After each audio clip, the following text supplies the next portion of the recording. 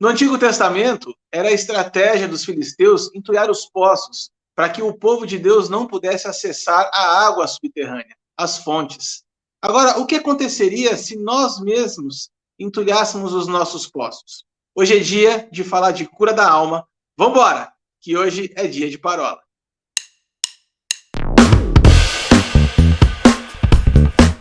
Muito bom, pessoal! Estamos mais uma vez reunidos aqui para mais uma roda de parola.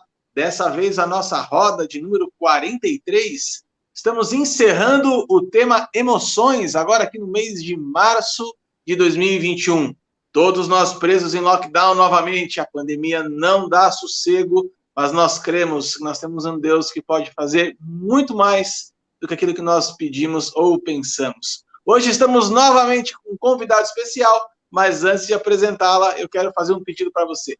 Deixe o seu like aqui, curta o nosso vídeo, deixe o seu joinha, compartilhe, ative a sineta. Nós queremos que um número muito grande de pessoas alcance esse material. Mesmo porque agora nós somos também multiplataforma. Isso mesmo.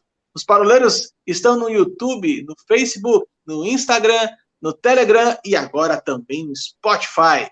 Como é que vocês estão aí, oráculo e mente brilhante? Presos. Porém, bem, graças a Deus. Hoje o Wilson tá de cenário novo, você viu só? É.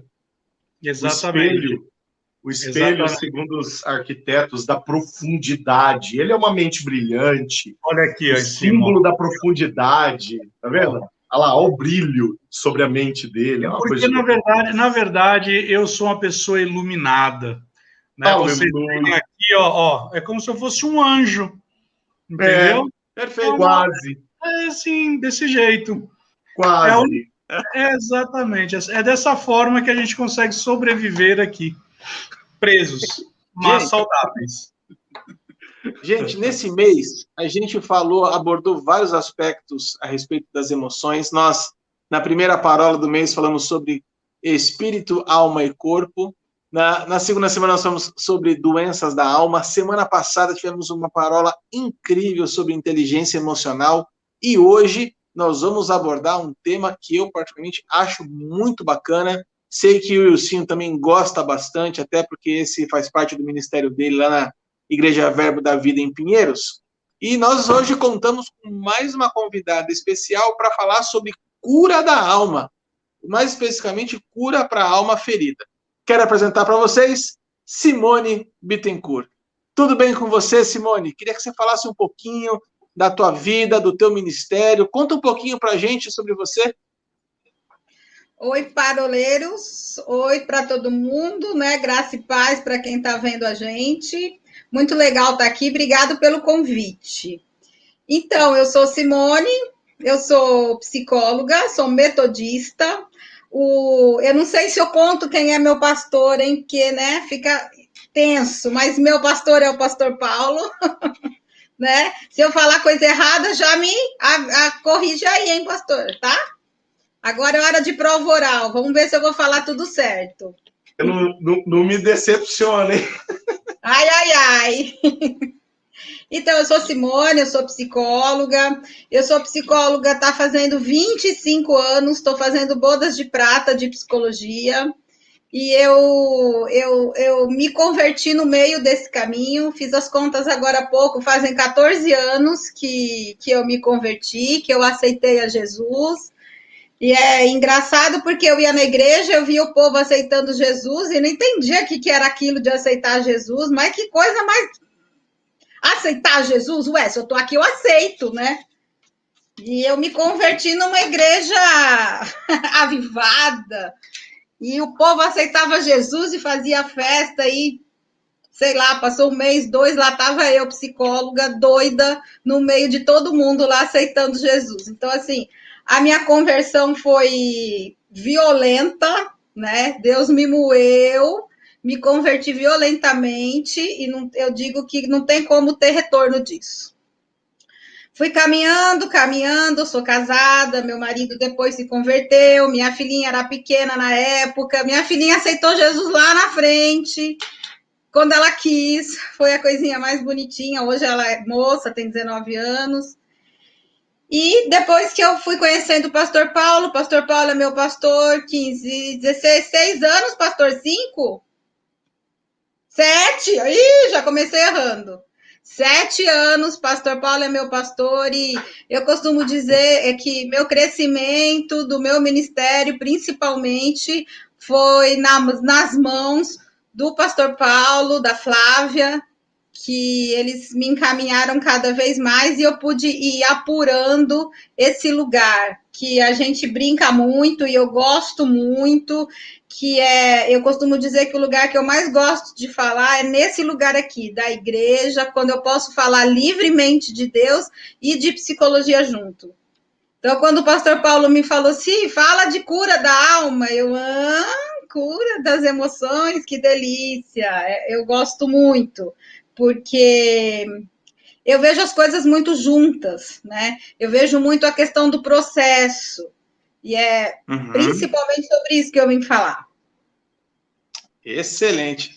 Acho que tanto eu como o Ilcim, nós somos suspeitos para falar sobre o pastor Paulo, né? O pastor Paulo esteve conosco quando ele era seminarista ainda, Simone. E tudo que ele sabe, fui eu e o Ilcim que ensinou para ele, porque ele estava naquele período ainda de aprendizado, de saber o que era certo, o que era errado. Aí eu e o Ilcim, a gente conseguiu dar um norte para o menino. Hoje está aí, firme, forte, tá robusto. Então, isso graças a Deus. Parola, um grande testemunho de como nós resgatamos o Paulo. Exatamente. O Paulo, quando a gente conheceu, dava dó, ele era fininho. Eu não vejo a hora de ouvir essa história. Para mim vai ser inédita essa história. E eu não queria falar, tá, Simone? Mas ele tomava chimarrão numa cuia de alumínio. Eu não ia falar sobre isso. Mas isso aí é para você deixar guardadinho, porque é um fato importante, tá? Na minha terra, isso daí tem um nome. Ainda bem que já tem um advogado na parola aqui para não ter problema, né, Paulo? Tem um advogado e uma psicóloga. Hoje isso daqui tá perfeito. Dá para apelar para todo lado. Vamos introduzir, então, o nosso tema aqui de cura. Quando a gente fala a respeito de cura, a gente parte do pressuposto que algo não está bem. Né? Não tem como a gente curar algo que está são. Então, a gente parte da premissa de que algo não está bem. Quando a gente fala da alma, a alma ela está ferida, a alma ela vem com uma série de bagagens. Mas aí eu lembro de uma conversa que eu tive com o Paulo. Não, minto. Foi a conversa que eu li de vocês, que ele passou para a gente agora ontem à noite. A gente não nasce enfermo na alma, né? Quando Deus cria a gente perfeito. Deus cria a gente íntegro, né? Deus cria a gente com a nossa alma tranquila, em paz. E aí eu pergunto para você, Simone, para a gente abrir esse bate-papo aqui. Como é que nascem as feridas da alma? Então, a gente estava conversando ontem isso mesmo, né? E daí a gente estava pensando a respeito disso e vendo que Deus cria a gente perfeito. E eu queria falar disso, de criação, desde a hora em que a gente é fecundado, né? Então, quando Deus planeja a gente, Ele planeja a gente perfeito. A partir desse momento, começam as experiências. E por que eu estou falando desde a hora da fecundação? Porque começam as experiências até mesmo intrauterinas. Então, como é que a alma é ferida, né? Através das experiências. O nosso psiquismo, as nossas emoções, elas têm registros desde esse momento, desde o momento intrauterino. O que eu quero dizer? Eu quero dizer que, dependendo da história com que se chega, como que esse óvulo é fecundado, como que ele vai se acomodar no corpo da mulher, qual é o estado emocional do corpo da mulher, o útero vai ser mais ou menos acolhedor, porque tudo que a gente sente em termos de química, o cérebro libera informação e a gente solta química no corpo e o corpo funciona de acordo com isso. Então, dependendo do estado psíquico, emocional da mulher, aquele óvulo fecundado, ele vai ser acolhido no útero. Então, vai ser um útero mais acolhedor, um útero menos acolhedor. Esses são os processos normais, né, de fecundação, nascimento. Além disso, podem acontecer os traumas. Então, durante essa gravidez, pode acontecer alguns traumas.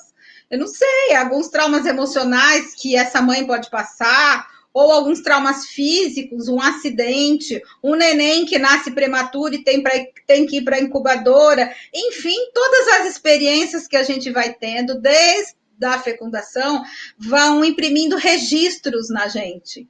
E a gente vai ficando com aquilo guardado. A partir do momento que nasce, como é que a gente chega ao mundo?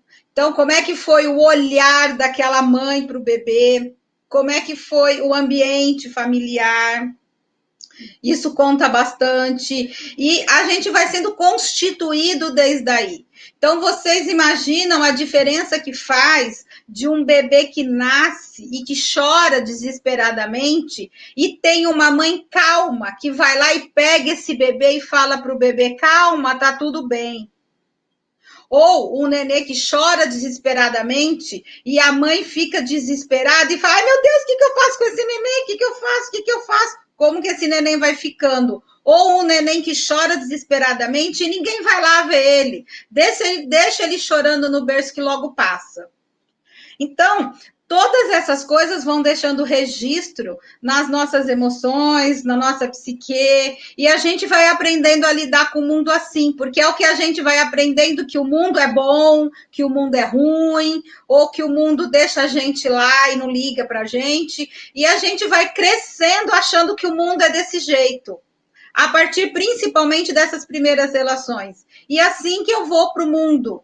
Então, se eu tive uma mãe que me acalmou, eu vou para o mundo de uma maneira tranquila, porque eu vou acreditar na calma que as pessoas podem me trazer.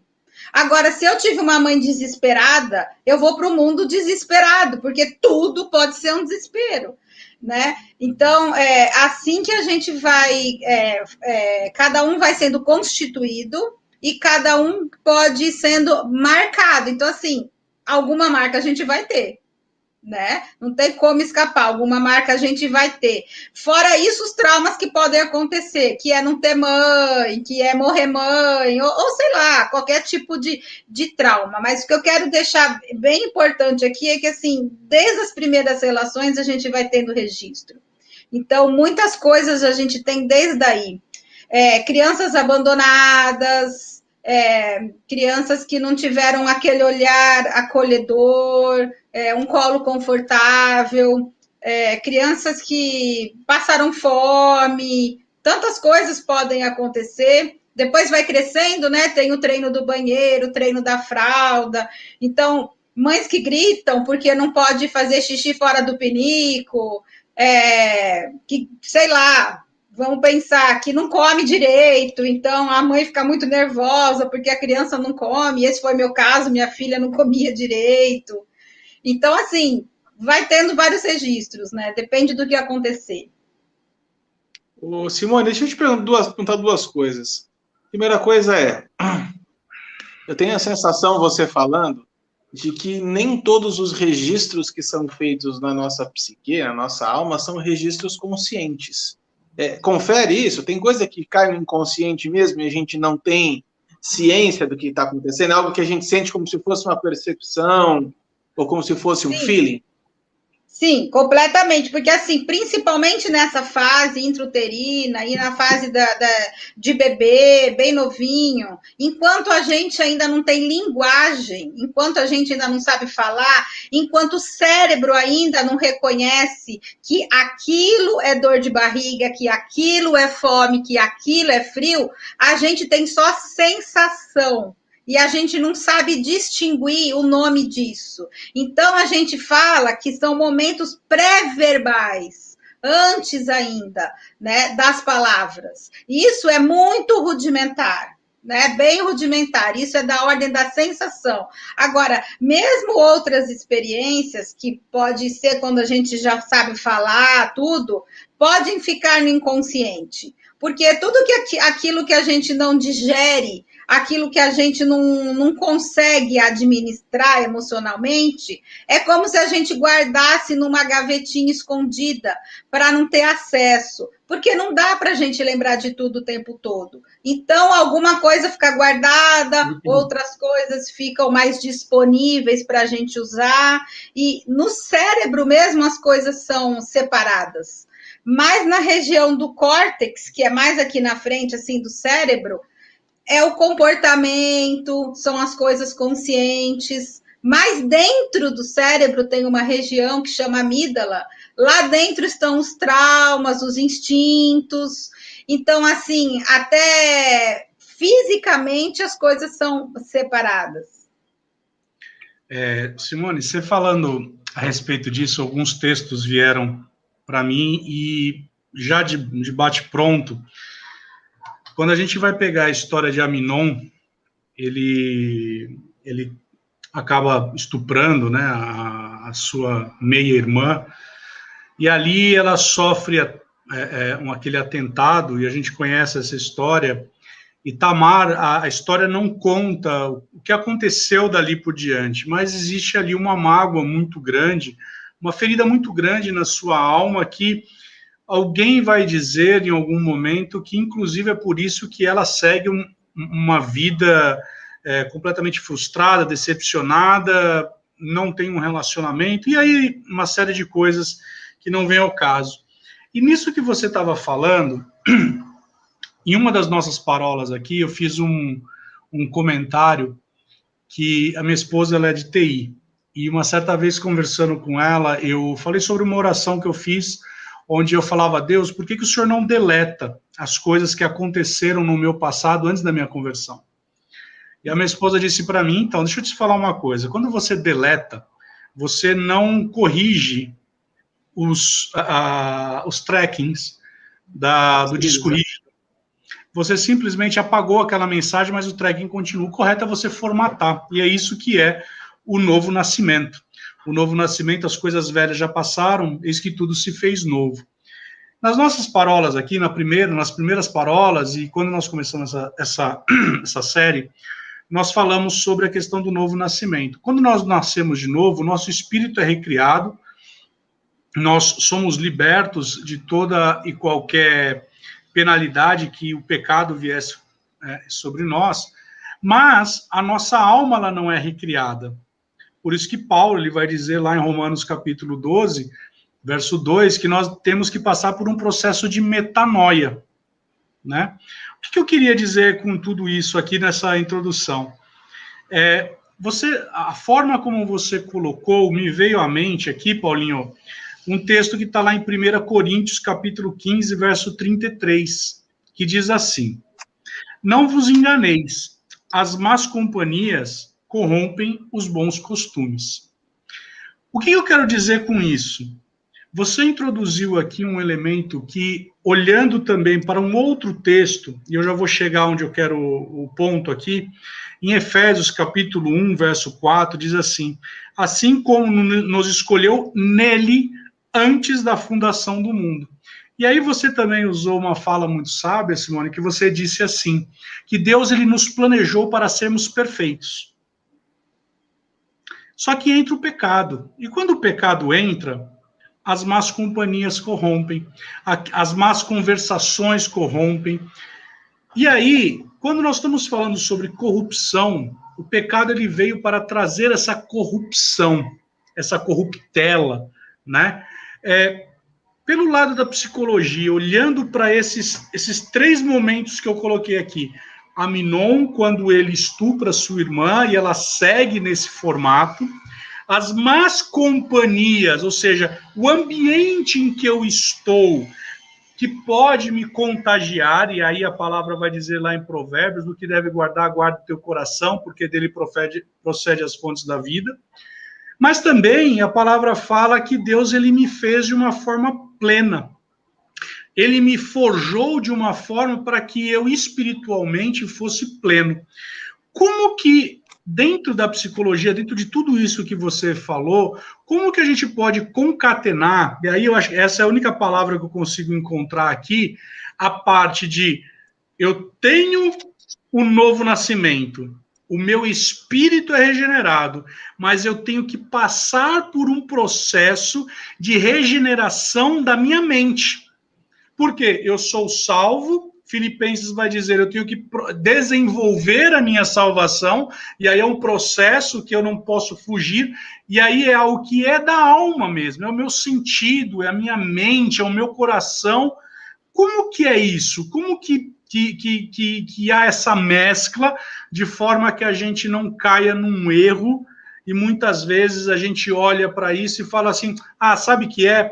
É que, na verdade, Deus quis dessa forma, quando, na verdade, a premissa que você começou aqui, ela é muito sábia e ela é muito linda. Deus não nos fez para sermos incompletos ou sermos falhos. Como que é isso? Não sei se eu me fiz claro no meu questionamento. Acho que sim. E você falando isso, sabe o que eu lembro? Eu lembro o dia que eu fui me batizar, que primeiro foi uma cena. Se eu eu já era batizada na Igreja Católica, e daí foi uma cena, porque eu me converti numa igreja, Assembleia de Deus, e eu já estava na Metodista, e daí eu queria batizar em uma e participar da outra, e isso não podia, porque na que eu batizasse tinha que ficar, e eu tive que falar com todos os pastores para resolver se eu me batizava, qual igreja eu ia. Essa foi uma novela.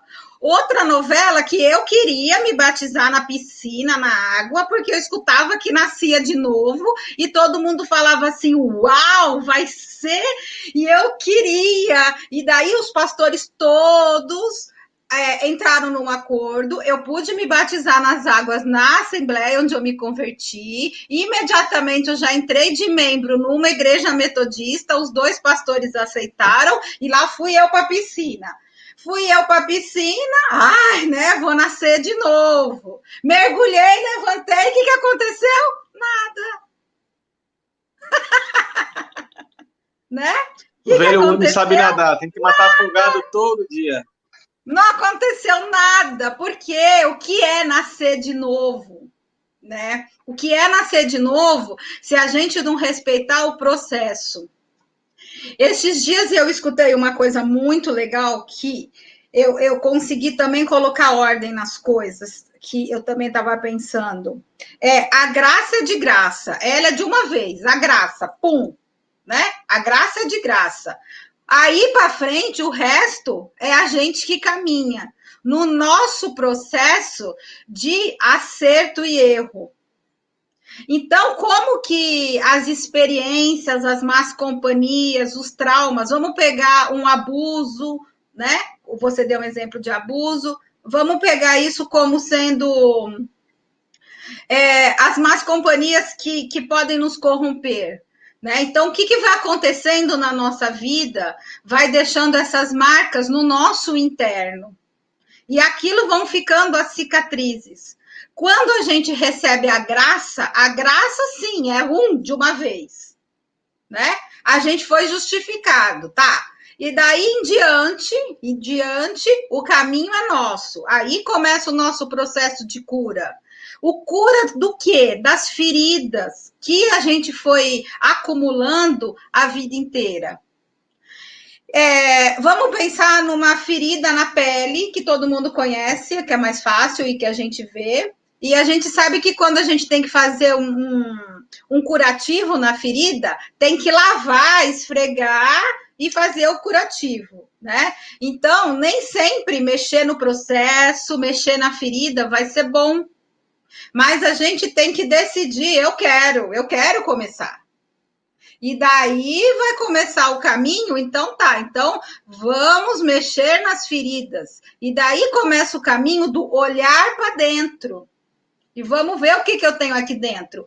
Porque muitas vezes a gente age e se comporta de acordo com o que está dentro, mas sem essa conexão. A gente não sabe por que está agindo daquele jeito. Então, olhar para as feridas é olhar para dentro e entender o que me move a agir daquele jeito.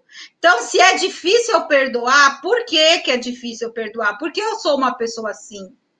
Se eu perdoo mais fácil, por que eu sou assim? Se eu choro muito, por que eu sou assim? Se eu choro pouco, por que eu não consigo chorar?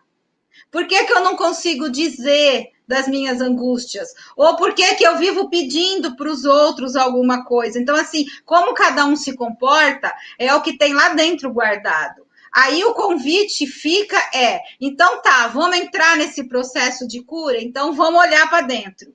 Quando a gente olha para dentro, é a hora que a gente vai cutucar a ferida.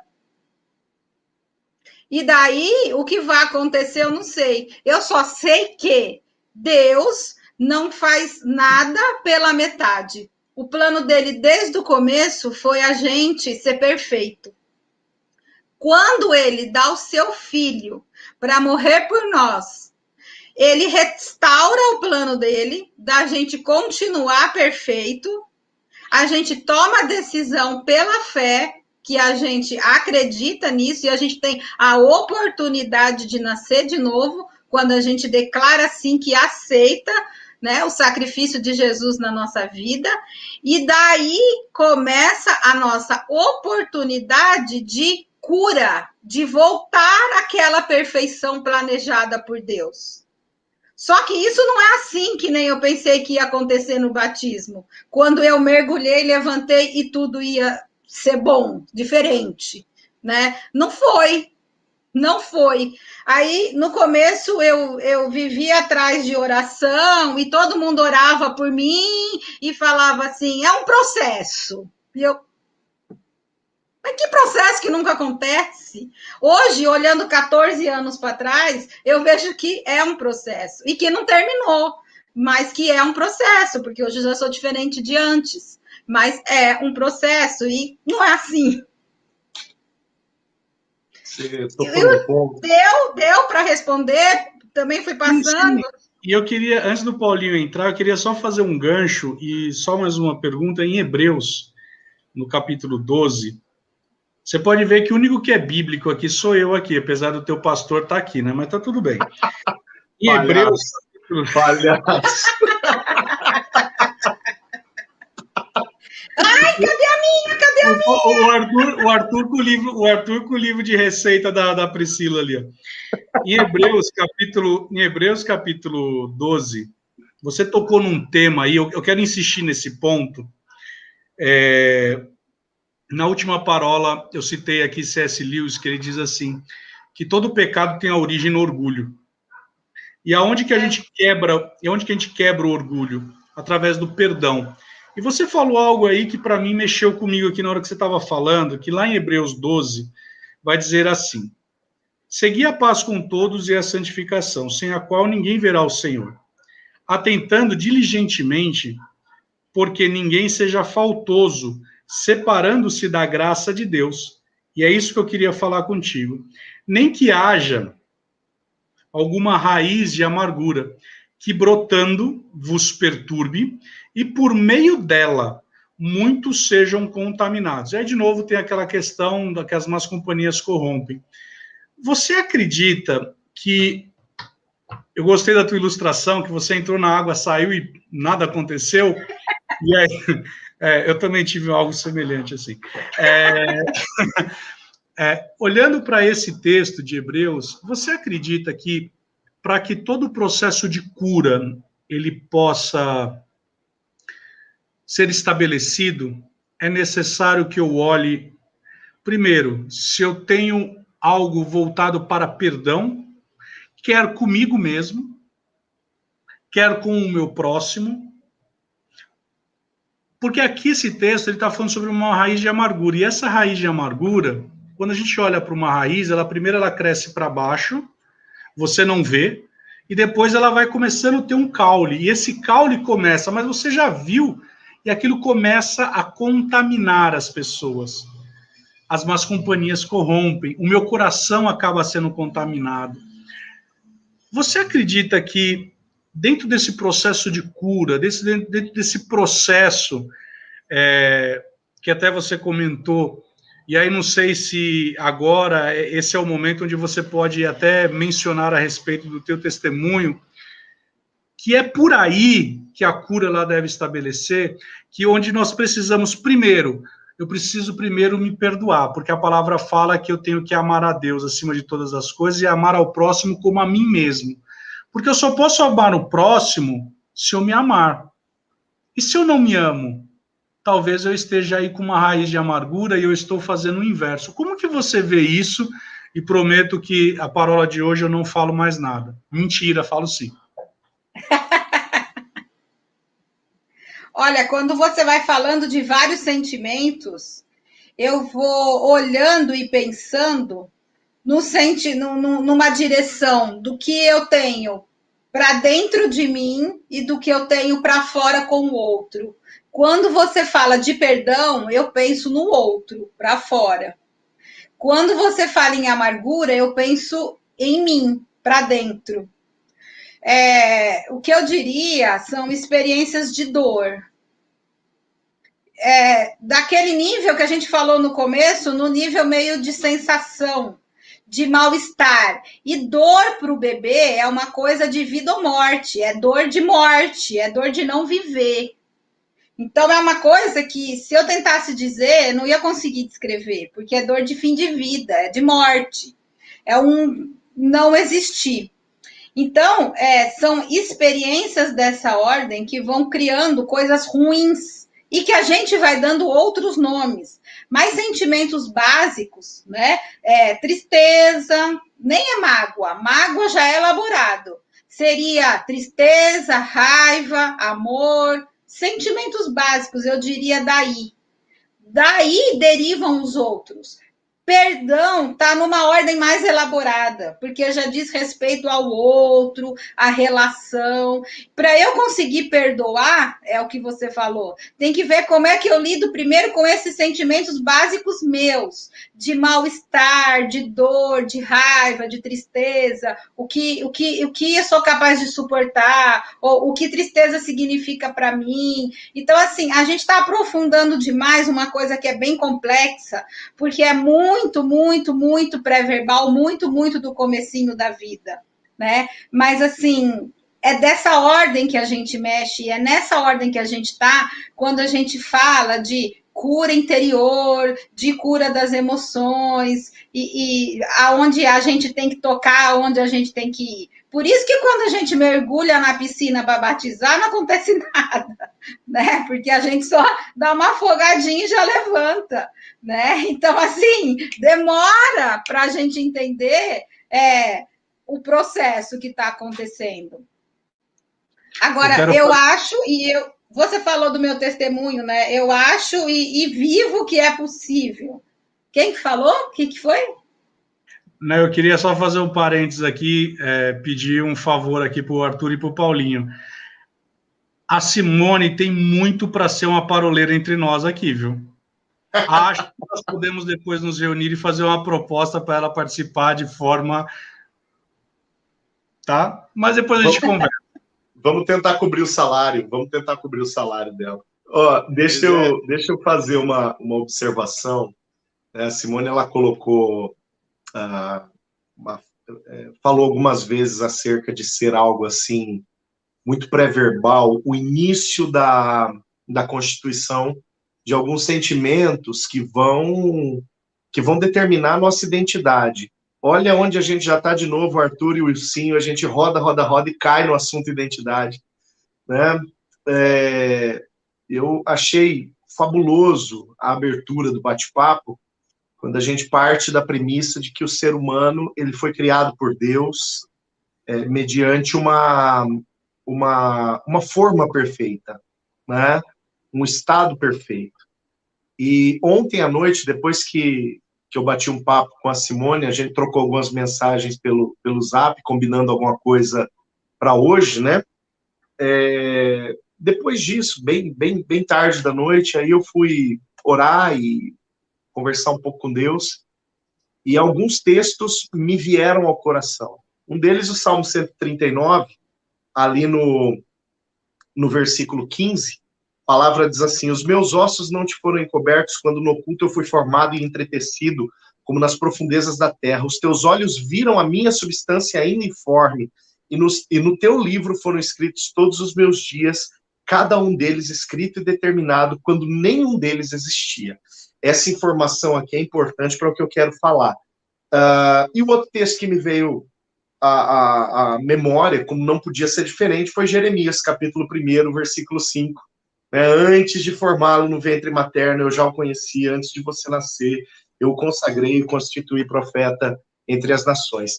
Os dois textos, eles falam acerca do antes, do durante e do depois, né? Eu acho assim, a Simone colocou algo que, de fato, na psicologia, é muito profundo, né? Mas na palavra é muito simples. No entendimento de Deus, no conceito de Deus, é muito simples. É óbvio que para tudo isso existem processos. A palavra processo, ela tá em alta aqui, né, nesse assunto que nós estamos tratando já algumas parolas. Mas o antes, aliás, o durante e o depois, no propósito original de Deus, o durante e o depois é para ser como o antes. Deixa eu explicar. A nossa vida agora, o nosso futuro, a nossa identidade hoje e a nossa identidade amanhã é para ser como aquilo que o Senhor projetou lá atrás. Mas por conta desses acidentes, né? E o Wilsinho trouxe a história de Tamar e tantos outros testemunhos na própria Bíblia a gente vai tendo. A gente já falou do Salmo 42, né, do salmista reconhecendo a sua alma abatida. Por que está abatida a minha alma? Por que se entristece dentro de mim? Né? Esse reconhecimento de que alguma coisa na nossa identidade essencial foi quebrada, tá fora do lugar, tá desorganizado. Né? Por que eu digo que no conceito de Deus, na teologia, tudo isso é muito simples? Porque se antes nós fomos feitos conforme um projeto perfeito, para manter o durante e o depois perfeitos, só um passo é necessário ser dado, que é esse encontro com o Senhor, né? Um encontro com aquele que vai refletir o que é a imagem perfeita. O Wilson usou, não lembro se foi o Wilson agora, ou foi o Wilson, Romanos 12:2, sobre a renovação da nossa mente. O que é a renovação da mente se não olhar no espelho? Né? Para que a gente possa ver a nossa identidade na sua perfeição. Né? E qual é a perfeição da minha identidade? A perfeição da minha identidade é aquele que é perfeito. É aquele que me formou conforme a sua imagem e conforme a sua semelhança lá no ventre da minha mãe. Né? Então, esse processo pré-verbal, aprendi mais uma palavra, né, mais um termo bonito aqui, esse processo pré-verbal, né, na teologia, vamos falar difícil aqui, Wilson, já que você gosta, né, na teologia, o ex nihilo, né, o ser criado a partir do nada, né, o ser criado a partir do total caos. Deus me conhecia quando tudo era um total caos. E conforme o Sim bem lembrou, lá em Efésios capítulo 1, desde antes da fundação do mundo, existe um propósito perfeito, existe um projeto perfeito. Que projeto perfeito é esse? Esse reencontro com o Senhor. Aí vem a minha, não pergunta, Simone, mas assim, um direcionamento que eu gostaria que você levasse um pouco a conversa nesse sentido. Esse encontro com a nova identidade, esse encontro com... Óbvio, na fé a gente chama de nova criatura. Esse encontro com a minha nova criatura, ele vai passar obrigatoriamente pelo encarar da velha criatura. Pelo encarar, por eu olhar face a face para a minha mazela, para a minha doença, para a minha tristeza, né? Para aquilo que está quebrado, para aquilo que está maculado, para que eu possa começar a consertar e organizar, né? Eu queria deixar essa deixa com você, para você rolar o assunto um pouco a partir daí.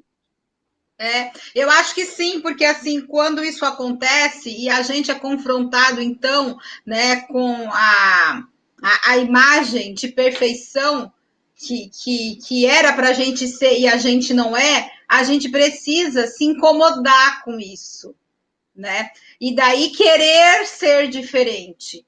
mas não querer ser diferente numa ansiedade e fingir que é diferente. É querer de verdade, é sentir de verdade. Porque, por exemplo, eu dou aula na escola dominical, e é engraçado porque eu sou a mais nova e eu dou aula para um monte de gente mais velha que eu, que conhece Bíblia de trás para frente, e eu que dou aula. E eu já me perguntei muitas vezes o que eu estou fazendo aqui, que eu estou dando aula para esse povo que sabe muito, né? Mas eu já encontrei a resposta. Eu estou lá para desbancar o que eles acham que eles sabem. Porque, por exemplo, quando eu dei aula sobre perdão, eu falei para eles assim: Deus manda perdoar. E daí? Perdoar é fácil? Aí todo mundo, sim. Não, perdoar não é fácil, é horrível ter que perdoar. A nossa humanidade não quer, a nossa humanidade sente dor, sente raiva. Se pudesse, ia lá, matava, beliscava. Mas Deus vem e fala: você é minha imagem e semelhança, ama ao próximo. Aí a gente, mas como que eu vou fazer isso? E daí o convite é olhar para dentro, ver o que você tem lá dentro, e vai, até que, ufa, sai um perdãozinho. Aí já vem outro. Né? E como isso é difícil, Deus me confronta muito nessas coisas que eu sei que não sou eu. E eu sei quando é Deus porque eu sei que não sou eu. Por exemplo, eu tinha um trabalho bem cansativo e eu ia mal-humorada para o trabalho. Um dia Deus falou assim para mim: chega abençoando. E eu pensei no carro assim: como chegar abençoando? Eu queria chegar lá xingando todo mundo. Aí Deus: chega abençoando, dê o seu exemplo. Aí, nessa hora eu sei que é Deus, não sou eu, porque eu queria xingar, mas eu tinha que abençoar, eu lavar, eu obedecer. Então, assim, nisso que a gente é confrontado, quando a gente olha para dentro e vê que tem alguma coisa, mas tem que ter coragem de olhar e ver o que está ruim, o que vai mudar. Um bom convite, eu até diria, a pandemia, né? A gente está fazendo aniversário de pandemia. Eu estou fazendo aniversário de pandemia hoje, 16 de março. Faz um ano que eu me recolhi. E o convite foi: fica você com você mesmo. E esse foi o convite para todo mundo. Depois de um ano, o que a gente vê? Eu, como psicólogo, que eu tenho visto por aí? Crises e crises e crises e crises, porque ninguém se aguenta. Ninguém se aguenta. Não é que aguenta a família, aguenta o filho, aguenta o marido, não é isso. Ninguém se aguenta. Se não se aguenta, não aguenta ninguém que está perto. E daí vira um caos. E é esse caos que a gente está vivendo. E vai para dentro. Tá todo, como se a gente começou a parola aqui. Como está todo mundo? Preso. Só que preso depois de um ano, preso depois de um ano. Né? E aí se vira você com você mesmo. E o que você vai fazer com isso? E Deus toda hora oferecendo oportunidades da gente se rever e como que isso pode ir acontecendo.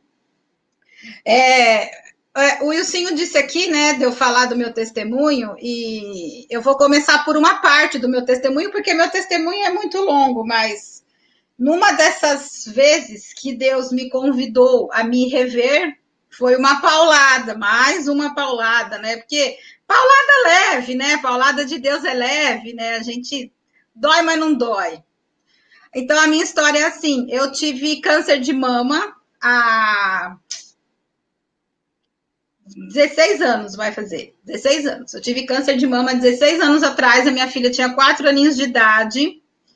E eu não era crente, as pessoas falavam que oravam por mim, que Deus ia me curar, e eu, obrigada, né? E Deus tem todos os dias da nossa vida na mão dele, né? Então, ele já sabia tudo que ele queria comigo. E, assim, eu descobri a doença muito cedo, eu pude tratar muito cedo, a cura foi 99%, eu tive o susto de passar por um câncer, mas a sorte de ter sido curada rápido e sem problemas maiores. E desde o começo, todo mundo me dizia, depois eu me converti a partir dessa experiência, e assim, que eu fui curada, mas que o problema era eu sentir a cura.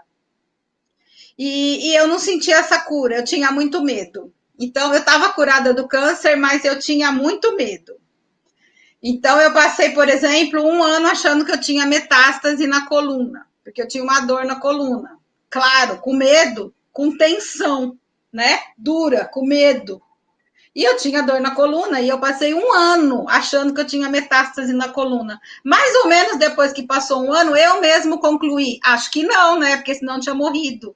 Aí passou. Mas nesse processo, várias coisas. Aí eu ia pedir oração e as pessoas falavam para mim, você tem que acreditar na cura. E eu não pegava essa cura. E isso foi ano e ano e ano e ano e ano, e foi. Eu sei que, bom, no começo eu tinha direito a ter carro especial. Porque quem tem algumas doenças tem direito de ter aquele carro subsidiado do governo, mais barato, não paga PVA. Eu tinha direito. Só que meu marido nunca deixou eu usufruir desse direito, porque ele falou, você não precisa, você não ficou com sequela nenhuma, você está curada, você não precisa disso.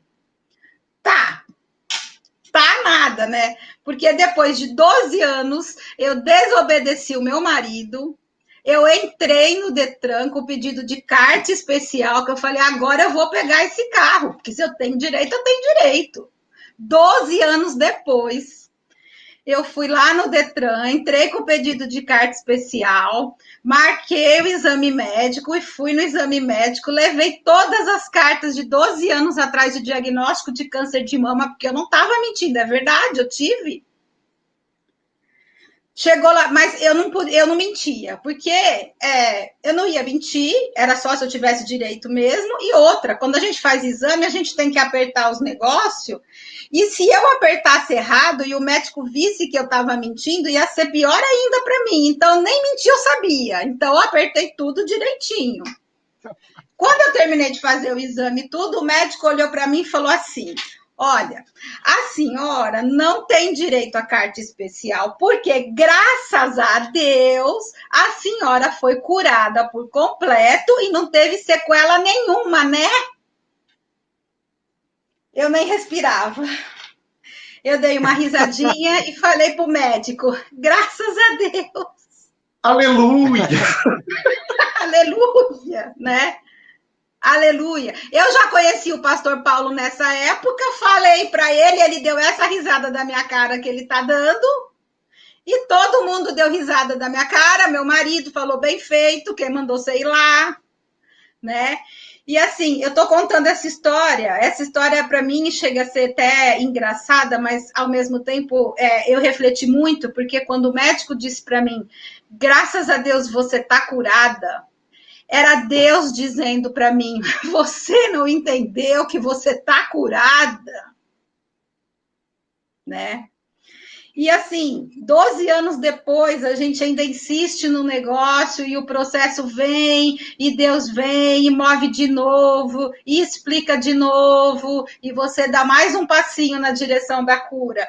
E com certeza eu devo ter aprontado outras, porque eu vivo aprontando absurdos desse jeito, né? Então, assim, o processo continua, né? E Deus, que faz tudo perfeito, continua cuidando da gente de maneira perfeita, trabalhando lá no íntimo, dando segurança. Uma segurança que a princípio eu não tenho, porque eu fico procurando a cura onde? Né? Isso é uma ferida de lá de trás. Por que eu não tenho segurança? Como será que foi minha criança? Será que minha mãe me pegava no colo assim, firme, e falava, fique bem, bebezinha? É assim que as coisas são engatilhadas, né? Arthur, na verdade, assim, você lembrou uma fala do Lutero, né, do batismo, e eu acho que tem tudo a ver com o que a Simone falou agora, que a Simone falou, né, que vez ou outra eu apronto uma dessas e tal, e coisa. Lutero, né, disse isso, aquilo que você falou, pensei que o meu velho homem tinha morrido nas águas do batismo, mas descobri que o miserável sabe nadar e todos os dias eu tenho que afogar ele de novo. Nossa, acho que essa é a frase da minha vida. Eu quero trazer dois assuntos para a gente chegar nos finalmente, aqui nós estamos chegando aos 50 minutos. Primeiro o papel fundamental que a família tem na construção da alma de um filho, de uma criança. Né? Eu e os meninos, a gente tem conversado nas últimas semanas a respeito de pegar um mês, provavelmente mês de maio, para a gente falar só sobre família, né? A importância do papel do pai, da mãe, da estrutura familiar na formação não só do caráter, mas como também da alma, né, da psique de uma criança. Você trouxe para a gente que tem vários traumas que a gente traz quando adulto, que são reflexo da nossa percepção de mundo vinda dos nossos pais.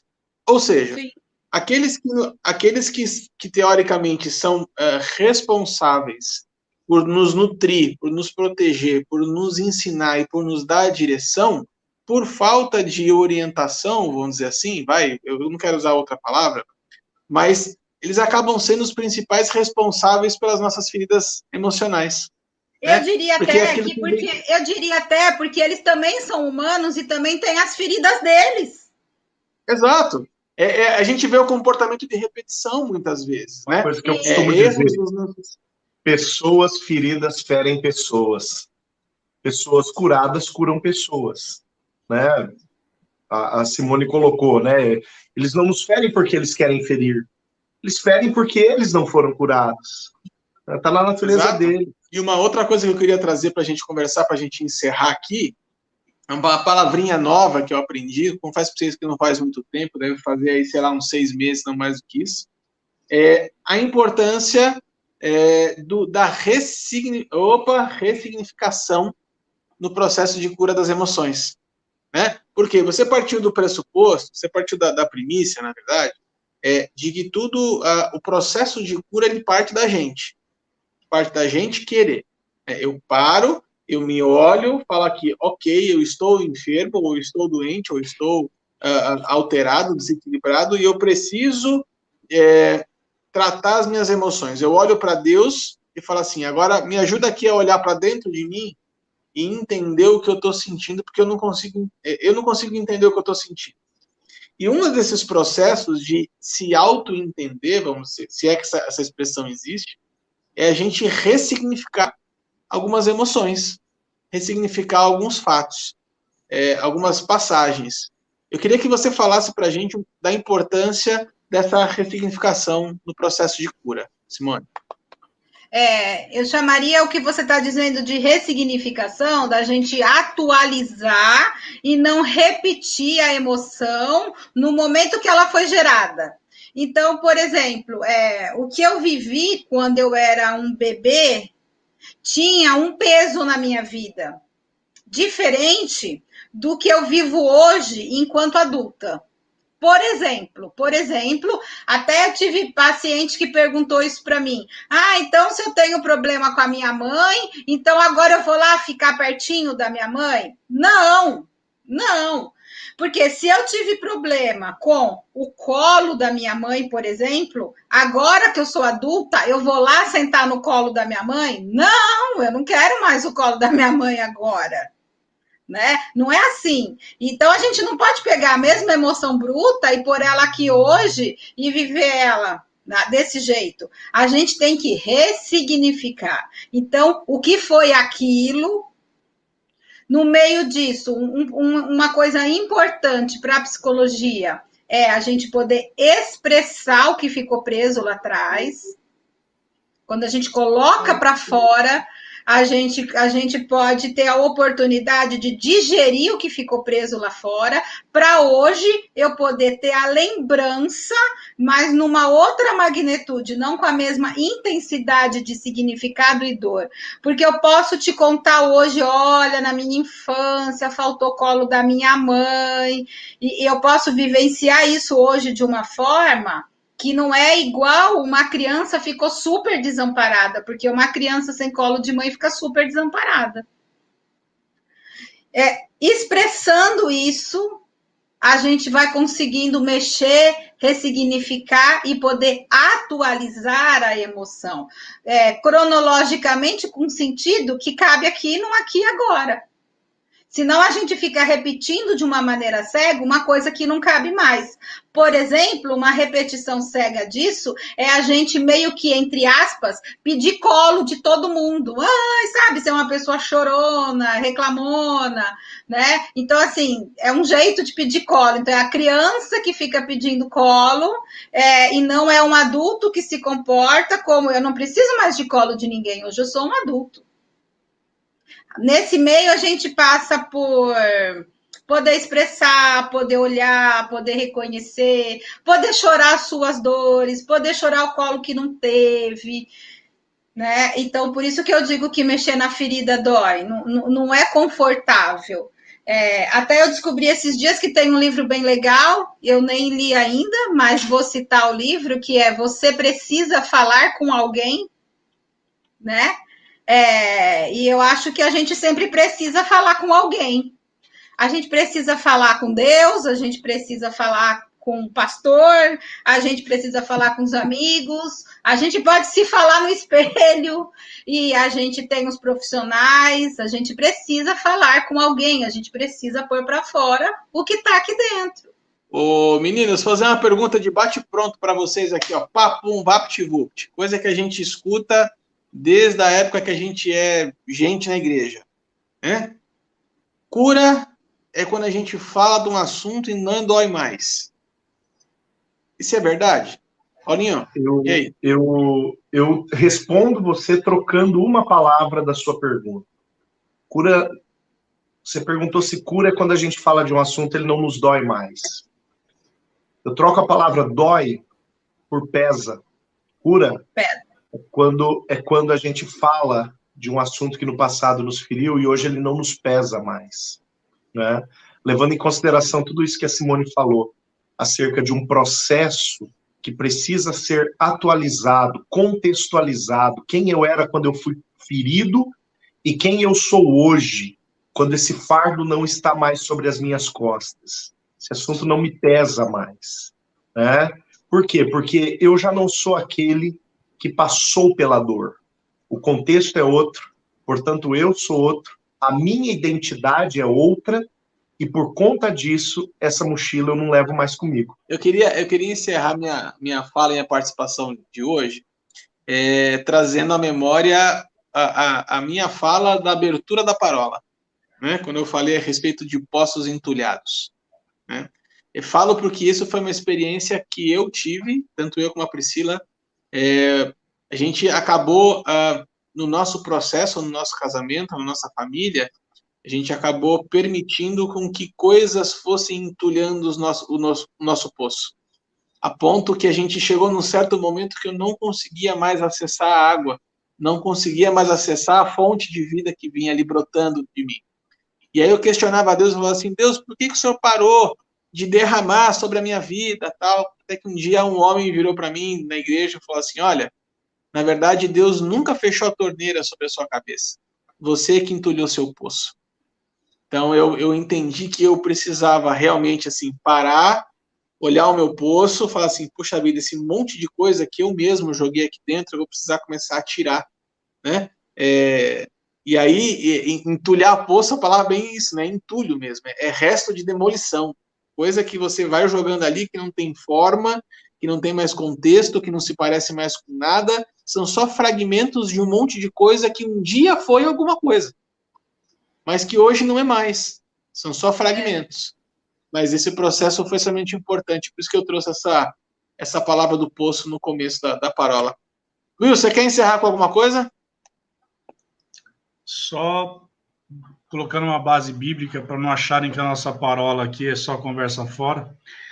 Em Tiago, capítulo 5, verso 16, diz assim, confessai, pois, os vossos pecados uns aos outros e orai uns pelos outros para serdes curados.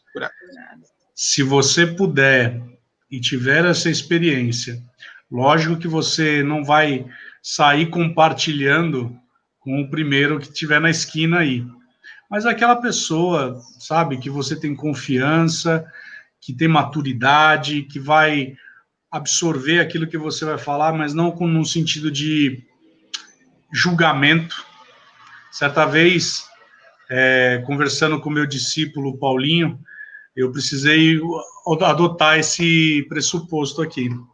E eu liguei para ele e falei, cara, eu preciso confessar para você um negócio que está no meu coração. E a gente teve uma conversa, acho que foi de 1h30, 2, e foi uma conversa onde eu pude expor o meu coração e de uma forma madura, como o Paulinho é, até por ser a pessoa que é, pastor e tudo mais. Ele até fez no meio da conversa uma brincadeira comigo, que não vem ao caso aqui, já liberei perdão, mas ele perguntou por que eu não estava tendo aquela conversa com o meu pastor, né? Eu falei porque eu não era louco. Então, para você ver como o princípio de cura, ele passa por esse processo de você abrir o seu coração, mas para você abrir o seu coração, você tem que ter, primeiro, a maturidade de abrir o seu coração, entender que você tem um problema, uma dificuldade, e a pessoa que é o seu ouvinte, ela vai ter que ter uma maturidade em dobro, porque ele, além de ter que te ouvir, ele vai ter que ter uma sabedoria para lidar com aquilo, porque muitas vezes o que você vai compartilhar pode ser algo que é tóxico e ele tem que saber administrar aquilo para te dar uma boa palavra.